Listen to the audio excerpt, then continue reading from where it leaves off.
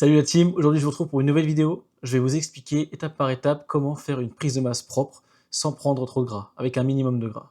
D'abord je me présente, je m'appelle Owen, je suis coach spécialisé en hypertrophie et athlète naturel. Donc je suis spécialisé dans la prise de muscle et la méthode que je vais t'expliquer aujourd'hui c'est ce que j'ai appliqué sur moi.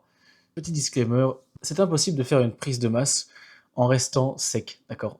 Les prises de masse sèches, ça n'existe pas, sauf pour les débutants. Ceux qui n'ont jamais fait de muscu avant et qui sont secs de base peuvent prendre du muscle sans prendre de gras, ça c'est possible. Mais arrivé à un certain niveau, notamment intermédiaire et avancé, vous êtes obligé de prendre un peu de gras quand vous faites une prise de masse. Même vous faites la prise de masse la plus propre possible, vous serez obligé de prendre un petit peu de gras, d'accord? Il faut passer par là.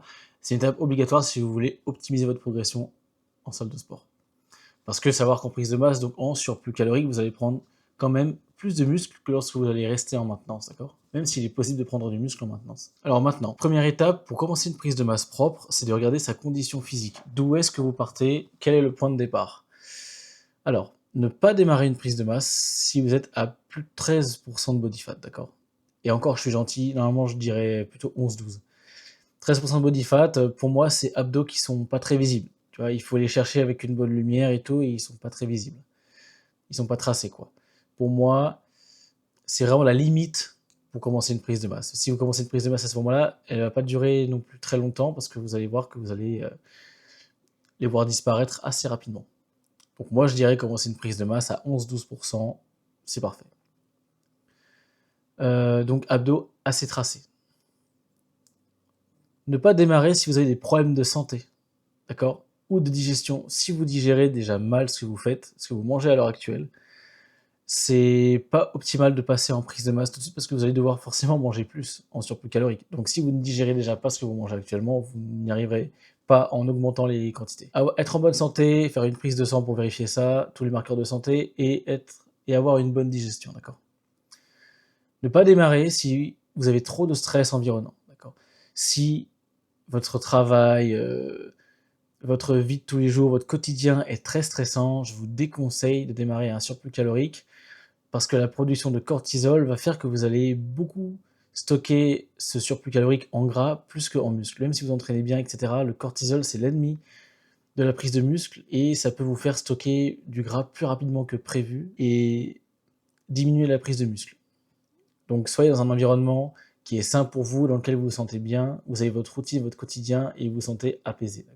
Bien sûr, on peut ressentir un peu de stress par-ci par-là selon les jours, selon les événements qui ont lieu, mais voilà, il faut que ça reste occasionnel. Ensuite, l'étape numéro 2, c'est le surplus calorique idéal. Alors, le surplus calorique idéal, on vous l'a sûrement déjà dit, c'est entre 5 et 10% au-dessus de sa maintenance.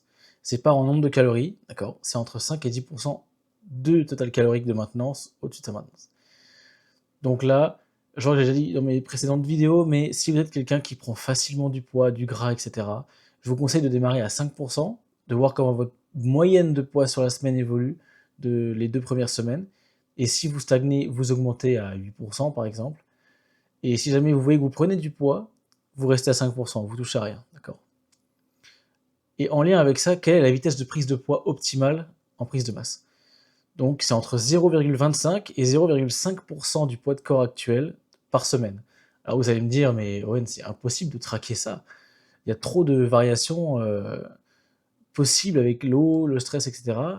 Pour traquer ce genre de choses. Alors, si effectivement c'est trop compliqué à traquer, vous vous basez sur le mois. Donc vous prenez entre 1 et 2% de votre poids de corps actuel par mois.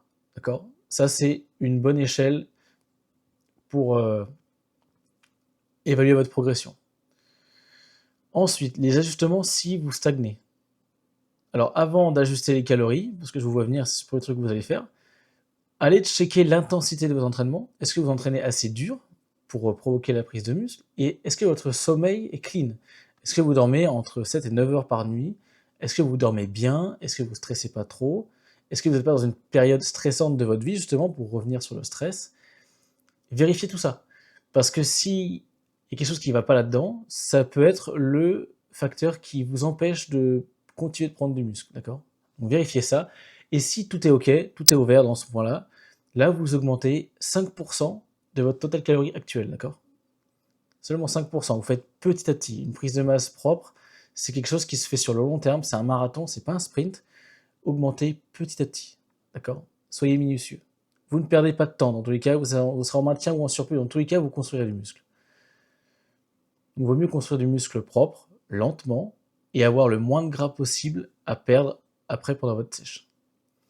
Maintenant, au niveau entraînement, donc là, pour les entraînements, vous allez appliquer la surcharge progressive. Vous allez devoir augmenter votre nombre de répétitions, votre charge, chaque semaine, d'accord? Je vous ferai une vidéo spéciale dédiée à la surcharge progressive sur YouTube. J'ai déjà fait un réel là-dessus sur Instagram, donc si vous ne me suivez pas sur Instagram, abonnez-vous, d'accord? Je donne des conseils de musculation, des vrais conseils sans bullshit de musculation tous les jours pratiquement, qui peuvent vous aider dans votre progression, d'accord? Intensité, évidemment, à l'échec, enfin, RIR 0, RIR 1, donc c'est vraiment très très proche de l'échec, pour être sûr d'avoir un maximum de répétitions stimulantes pendant vos entraînements et de provoquer une croissance musculaire. Voilà, donc là maintenant vous avez toutes les clés en main pour pouvoir faire une prise de masse propre et ne pas finir comme un cochon et aller devoir sécher pendant 3-4 mois pour éliminer tout le gras que vous avez accumulé et perdre du temps du coup de progression. Si vous voulez un ordre d'idée, vous devriez passer 5 fois plus de temps en maintenance surplus calorique qu'en déficit, d'accord? Dans l'idéal, pour être sûr de progresser le plus vite possible et de façon la plus optimale. À l'année, vous devrez être 5 fois plus de temps en prise de masse maintien qu'en sèche. C'est un ordre d'idée. Et une prise de masse, ne dépassez pas 25 semaines, 30 semaines dans une prise de masse, d'accord? Parce qu'après, vous allez commencer vraiment à faire plus de gras malgré tout. Ça reste, il faut rester contrôlé là-dessus. 35 semaines grand maximum. Si vraiment vous êtes bien géré, vous faites bien les choses proprement et que vous voyez encore vos abdos au bout de 25-30 semaines, vous pouvez continuer et pousser jusqu'à 35 semaines. C'est tout pour la prise de masse propre. Maintenant, vous savez quoi faire. Si tu en as marre de foirer tes prises de masse et que tu veux enfin faire une belle prise de masse propre, en sachant exactement quoi faire à la salle de sport, en t'entraînant bien et en mangeant correctement sans te gaver, je te laisse cliquer sur le lien dans la description.